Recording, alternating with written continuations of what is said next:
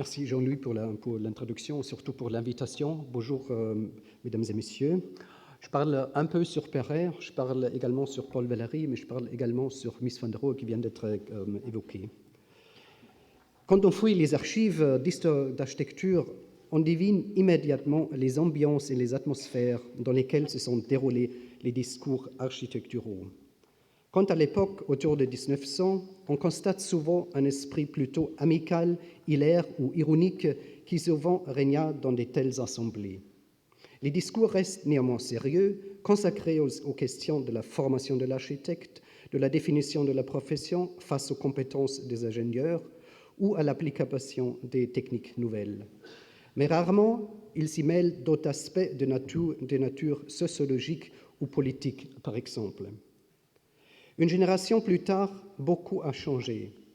L'hilarité a fait place à une certaine méfiance, les combats idéologiques dépassent le cadre professionnel et touchent souvent aux questions idéologiques ou politiques, soit-il de façon sous-jacente.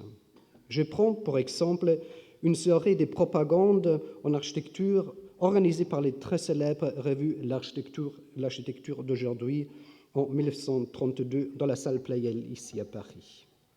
Toutes les grosses têtes sont présentes et environ 3000 auditeurs suivent, apparemment très acharnés, les discours.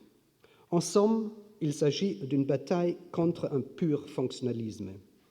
Henri Sauvage, par exemple, plaide contre un rationalisme trop pur. La raison devrait toujours être complétée par le sentiment et donc l'architecture doit toujours ajouter un surplus de beauté. Il espère néanmoins que la réaction contre le nudisme ne fera pas perdre ce que l'architecture a gagné en clarté dès 1900. La foule, et il faut vraiment parler de foule, proteste vivement contre Le Corbusier, présent lui ici, ainsi que contre Raymond Fischer, qui essaie de défendre un nudisme susceptible à créer l'effort émotif. Finalement, l'Assemblée acclame Auguste Perret comme son maître incontesté, seul architecte capable à marier modernité et tradition, construction et ornement. La même chose se passe en même temps en Allemagne. Hans Pölzig, en sa fonction de président du BDA, c'est-à-dire la Réunion des architectes allemands, donne en 1931 une grande conférence laconiquement intitulée « L'architecte », et ceci devant un très grand auditoire. Il s'agit d'un règlement des comptes vis-à-vis un moderne prétendument tourné en pur formalisme. L'architecture est appelée à se distancier d'une récente fétichisation du technique. Je vous montre quelques exemples auxquels il fait implicitement référence. L'architecte devrait de nouveau se concentrer sur son obligation la plus essentielle, c'est-à-dire de créer une forme symbolique dans laquelle la technique n'apparaît que dans le sens d'un organe ou d'un outil et non pas comme fonction autonome. La virtuosité des maintes solutions techniques s'approcherait du pur ornement lors d'une fonctionnalité raisonnable. L'architecture, en tant qu'art, devrait viser à créer une création spatiale ou un orchestre spatial. La forme purement technique, par contre, sera complètement atonale. On est surpris de ces concordances dans les discours français et allemands face à une crise apparente du moderne. Cette crise ne se limite pas aux nombreuses polémiques contre l'architecture avant-gardiste autour de 1930 que vous connaissez peut-être. En effet, l'architecture en général se retrouve entre les lignes des combats idéologiques et politiques. Les conceptions architecturales, de par leurs principes généraux, sont désormais comprises comme l'expression fidèle d'un esprit spécifique des idéologies politiques différentes. Cela crée des fatalités incontournables. Prenons encore une fois l'exemple d'Auguste Perret, maître incontesté des architectes français. En même temps qu'il plaide en faveur d'une indépendance de l'architecture vis-à-vis du politique, je cite, « le technique ne doit pas se faire influencer par le politique », c'est ce qu'il proclame, et en même temps, il fait son révérence à Mussolini en 1933. La délégation française en visite de la Triennale de Milan est présidée par Perret et reçue par le Duce en personne. Cet acte cérémonieux fait vibrer les âmes de tous les commentateurs. Deux hommes du même rang, l'un politicien, l'autre architecte, mais tous les deux constructeurs, se secouent les mains. Mussolini, fondateur d'une série d'écoles d'architecture, aurait rétabli l'ancien statut élevé de l'architecte contre la conjoncture de l'ingénieur et les rôles joués par la technique. Alors, c'est maintenant les papiers. Ça fait rien. De toute évidence, par rapport à 1900, le statut de l'architecture au sein des discours identitaires de l'époque a complètement changé. À cette époque, c'est-à-dire autour de 1900, elle servait à la décoration de la vie et du public, du sphère public. Elle devait former le bon goût, créer des ambiances et inciter des sensations émotives. Et elle était susceptible à signaler, grâce à l'emploi des styles, une identité régionale ou nationale. J'utilise avec préméditation le mot « signaler » car le mode sémantique de l'historisme se base essentiellement sur un code chiffré, métaphorique, qui se réfère à l'aide de l'ornement et de façon métonymique à une époque précise. Une génération plus tard, on pense moins en catégorie des styles, mais en catégorie du style en tant que notion essentialiste d'un objet ou d'une expression. L'architecture a largement perdu son innocence et elle est presque partout dans le monde tombée dans les pièges fatals et inévitables d'une appropriation idéologique. Ceci nous semble tellement familier qu'il convient de souligner qu'un tel statut n'est nullement normal. La question est donc comment l'architecture a-t-elle pu obtenir le statut tellement significatif qu'elle est devenue l'objet de batailles idéologiques acharnées.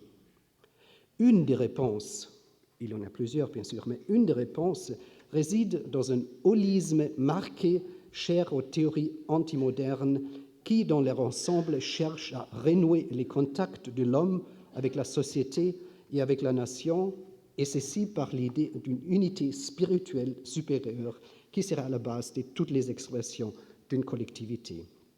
Le caractère psychologique d'un peuple déterminerait le moral, la façon de vivre et surtout la production artistique et architecturale de tous les membres de cette collectivité. L'expression artistique s'y avère essentielle car elle sert de modèle idéal pour tous les autres individus de cette société. Cette société, elle s'y reconnaît en tant qu'elle et se fournit de son identité spécifique. Dès 1900, la notion de style s'élargit chez certains auteurs à un principe universel capable à déterminer tous les aspects de la vie de la politique. Les précurseurs d'une telle conception sont en principe bien connus. Hippolytaine, dans sa Philosophie de l'art, parue en 1865, donne une version élargie de la théorie de Winckelmann. Le climat modéré et la géographie avantageuse auraient engendré chez le peuple grec, doué de son esprit de liberté, une espèce d'homme de parfaite beauté. Les artistes, imitant de façon idéalisante ces beaux corps, mettent devant les yeux de tous ces statues.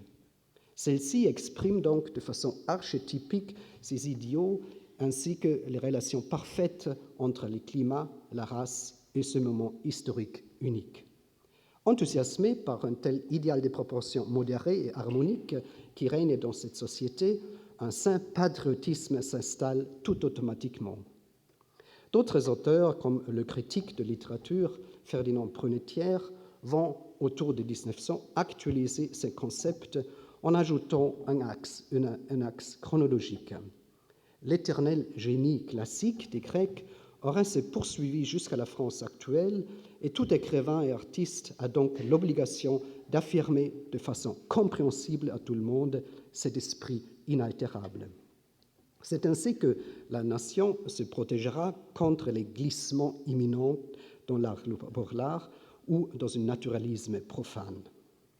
Mais c'est sans aucun doute le néomonarchisme de Charles Maurras et quelques d'autres, après la crise de Dreyfus, où cette conception d'un holisme total, se basant sur l'esprit classique, tourne dans un véritable esthétisme politique. Il est intéressant d'annoter que les prétendus caractères nationaux sont pour la part issus des débats esthétiques, simplicité, logique et surtout beauté figurent de prime abord comme critères applicables à des œuvres d'art, mais ils se transforment dès la première décennie du XXe siècle en épithètes pour décrire la société et la nation. Dans beaucoup d'écrits de Maurras, la description des monuments, des paysages ou de l'ère morale de la Grèce ainsi que de la Provence ne font qu'un ou s'enchevêtrent indissociablement. Et c'est la beauté, et bien sûr une beauté éminemment classique, qui forme la loi universelle du monde et qui doit déterminer tous les aspects de la vie et de ses expressions, la politique, la morale et les arts. Il convient donc aux monarques de garder l'unité parfaite de cette immense œuvre d'art qui sont l'État et la nation. Elle doit être composée de façon hiérarchique dans un système où toute couche sociale a sa place bien définie, comme dans une belle colonne ou dans le temple grec. Et c'est à l'artiste de mettre toujours à l'évidence cette loi suprême du monde, ainsi qu'il convient aux politiciens de purger cette architecture nationale de tout élément étranger et pernicieux, les juifs, les romantiques, les luthériens, les étrangers tout court. En somme, il me semble important de bien distinguer les concepts d'un tel néomonarchisme et les réclamations omniprésentes autour de 1900 de retrouver un style national. Ces dernières font, certes, également le lien entre une psychologie nationale, d'une part, et les critères d'une bonne œuvre d'art, d'autre part. Dans tous les domaines, c'est la logique, la simplicité et les raisons qu'ils doivent y régner. Mais ceci ne détermine pas forcément une conception politique unissant tous les aspects de la vie sous une seule formule, celle du nationalisme intégral. Même si les idéologues néomonarchiques ne se mêlent rarement dans les discours architecturaux, la fascination exercée par ces théories ne manque pas d'être intégrée dans les débats sur l'architecture moderne. Citons à ce propos une des réactions clairement maurassiennes après l'inauguration du théâtre des Champs-Élysées en 1913. Le conservateur du Louvre, Paul Jameau, profite de cette occasion pour râler contre l'Art nouveau, jugé trop individualiste et surtout démocratique. Seulement avec le nouveau théâtre, où deux mécènes quasiment monarchiques auraient agi comme maîtres d'ouvrage, la voie est ouverte pour un vrai renouveau de l'esprit classique. Les formes classiques du théâtre de Perret annoncent donc non seulement la victoire d'une tradition française sur les aberrations venues de l'étranger, mais il annonce le redressement d'une France monarchique et unie. Dans ce contexte, il est intéressant de se rendre compte de certaines implications de temporalité dans les discours de l'époque et surtout présents chez Jameau. La plupart des auteurs rejettent la fascination du nouveau par peur que le nouveau tourne toujours et inévitablement en vieux et démodé. Les variations hétérogènes produites par les avant-gardes changeantes sont donc à remplacer par un concept de pérennité hors du temps presque métaphysique, une pérennité qui s'enracine dans l'Antiquité grecque, mais qui contient la promesse d'une durée quasiment éternelle. La conception holiste, cherchant une parfaite unité entre l'homme et son milieu, se combine donc avec une parfaite unité chronologique. L'idéal classique en tant que principe holiste se renforce après la Grande Guerre, certainement comme réaction visionnaire visant à une reconstruction nationale et morale. Les termes clés comme classique, synthèse, ordre ou construction dépassent souvent les cadres des débats restreints d'esthétique. Je prends pour exemple une grande enquête lancée en 1921 par la revue La Renaissance politique, littéraire et artistique parmi un bon nombre d'intellectuels. La question posée était de donner une définition des notions du classicisme et du romantisme. À part André Gide et Paul Valéry, toutes les réponses prennent les deux termes comme un dualisme adéquat pour décrire et expliquer une multitude de phénomènes de la vie moderne. Même Paul Valéry se montre favorable à de tels concepts globalisants. Son fameux et très classique dialogue platonicien, Oipalinos ou l'architecte, écrit en 1921, baigne dans un contexte dépassant la pure réflexion esthétique. Quand l'écrivain fait la louange de la construction comme l'acte humain le plus parfait et qui est appelé à chanter, c'est aussi une métaphore d'une manifeste politique. Cela ressort clairement des notes préparatoires pour Epalinos, où l'écrivain déplore le manque d'unité, le nomadisme et l'individualisme néfaste des époques modernes. Mieux, il y a une version politique d'Epalinos parue sur le titre « La crise de l'esprit » en 1919, qui prépare les arguments reformulés dans Epalinos. Profondément choqué par les dévastations matérielles de la guerre, Valéry attaque surtout un fonctionnalisme purement rationaliste qui serait en train de détruire toutes les valeurs artistiques. L'activité spirituelle, nourrie par la raison et la logique, serait le caractère du vrai Européen qui aurait, grâce à ses qualités, créé la civilisation. Or, celle-ci se montre actuellement menacée par une intelligence purement technique engendrée par une société démocratique sans valeur spirituelle.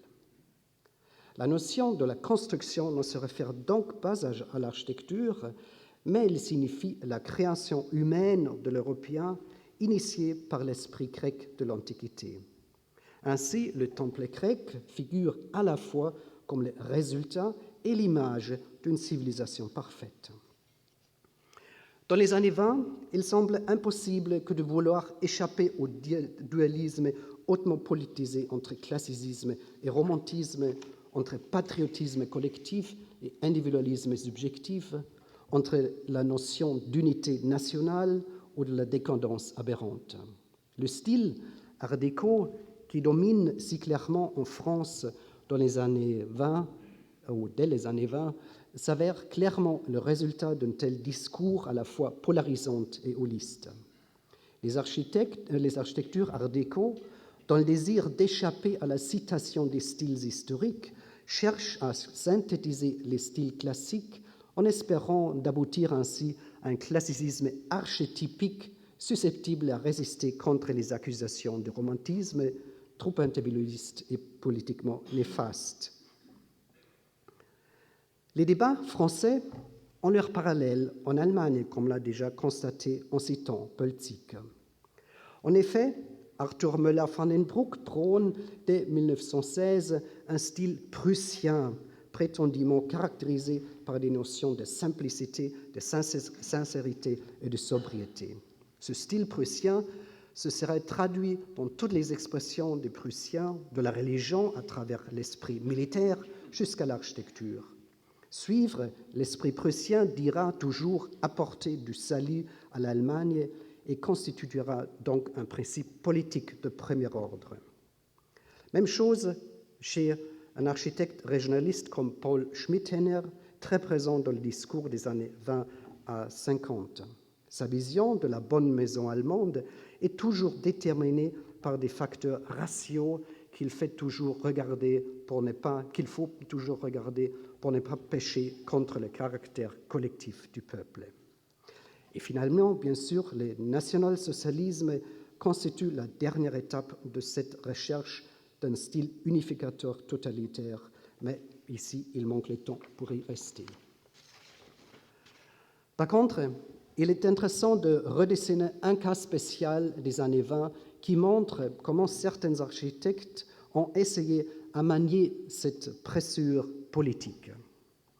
On a vu qu'un Pölzig ainsi qu'un Paul Valéry mettait en cause une rationalité trop technique qui fait perdre la valeur symbolique de l'architecture.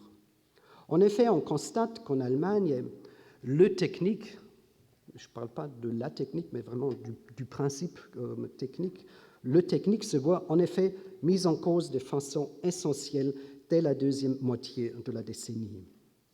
Le technique, ça veut dire une compréhension et une maîtrise du monde par une instrumentalité technique de grande échelle et à l'aide d'une industrialisation massive. Ce phénomène, comparable à la globalisation actuelle, a engendré une multitude de réflexions dans tous les médias. Mais la question du technique est surtout entrée dans les discours politiques et philosophiques. À côté d'une fascination naïve par la technique, il y a une irritation massive due à la qualité impénétrable, insaisissable et démoniaque des grandes machines et des gigantesques logistiques susceptibles à aliéner l'homme de ses racines. Un penseur décadentiste comme Oswald Spengler, par exemple, prévoit la chute de l'Occident du fait qu'une technique mal maîtrisée tombera dans les mains des ennemis de la civilisation, des nègres et des Russes, pour ainsi détruire cette dernière. Et le Parti national-socialiste, à cette époque, avant la prise du pouvoir, les réclame, par exemple, l'alternative « l'homme ou la machine ».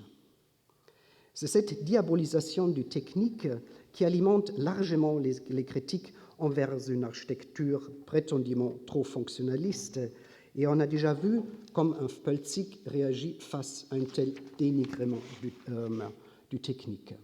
Il la cache plutôt au lieu de l'intégrer dans son concept artistique. Plus intéressant encore est le cas de Mies van der Rohe. Il évite, même pour sa contribution officieuse de l'Allemagne à l'exposition universelle de Barcelone de 1929, décidément de cacher le côté technique. Bien au contraire, les vitres immenses et les supports très minces et élégants du fameux pavillon affirment clairement leur caractère éminemment industriel et technique. Il faut souligner qu'il ne s'agit pas du tout d'une technicité factice, comme c'est d'ailleurs le cas pour maintes tricheries dans d'autres endroits du pavillon. La fameuse structure de la pile, techniquement complètement inutile pour porter le pavillon, peut être comparée avec des piliers en acier très compliqués et performants. Alors, je vous montre ça. Alors, cette structure-là est reprise par les fameux supports du pavillon de Barcelone. Et ça, en bas, c'est une véritable structure technique, n'est-ce pas? C'est du génie civil. Hein? Il ne s'agit donc pas d'une invention artistique de la part de Mies, mais plutôt de la sélection d'une forme éminemment technique qui, par sa sveltesse et ses cannelures, peut en même temps être comparée au pilier gothique ou à la colonne grecque. Une comparable sublimation de l'œuvre technique s'observe pour l'enveloppe en tôle chromée. À cette époque, le chromage venait d'être breveté en 1924 et publié officiellement en 1927.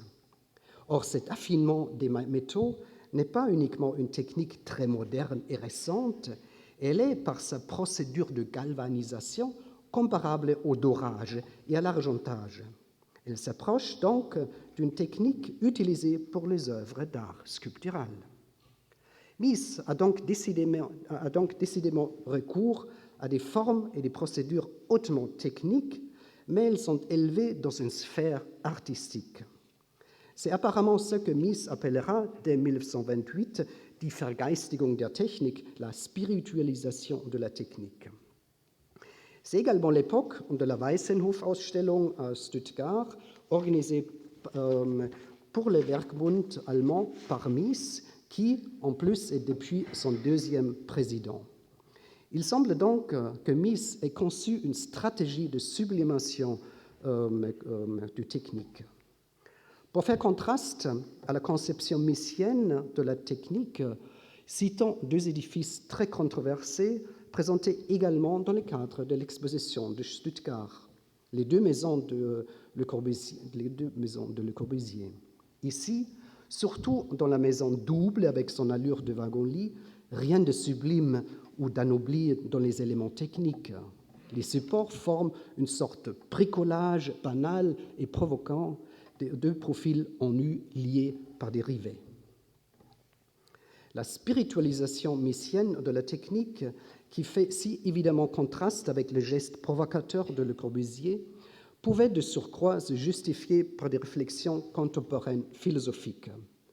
Parmi ces très nombreuses publications sur les questions de la technique, Mies a intensément étudié surtout les écrits de Romano Guardini et de Friedrich Dessauer.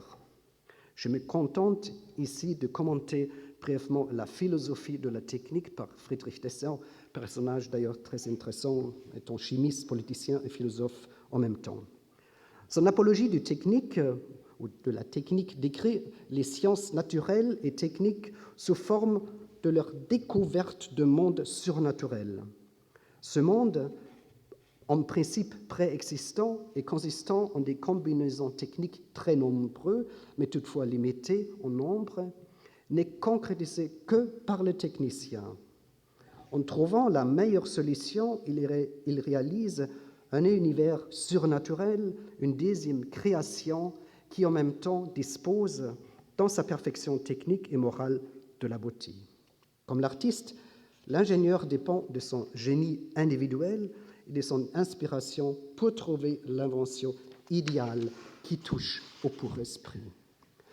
D'où vient clairement la Vergeistigung à la Mies, qui, selon Dessauer, doit être compris comme une sorte de sublimation artistique du technique. La politique du Werkbund va d'ailleurs adopter cette stratégie pour la tourner en une stratégie nationale de promotion. Les préparations d'une grande exposition du Werkbund, die Neue Zeit, le temps nouveau, prévue pour 1932 pour concurrencer la grande exposition des arts décoratifs de 1925, met en avant juste cette sublimation du technique comme qualité prétendument typiquement allemande. Même si la réalisation de cette exposition heurte à la crise économique de 1929-30, l'importance de cette conception ressortira déjà à Breslau lors de l'exposition Wohnung und Werkraum, logement et espace à œuvrer.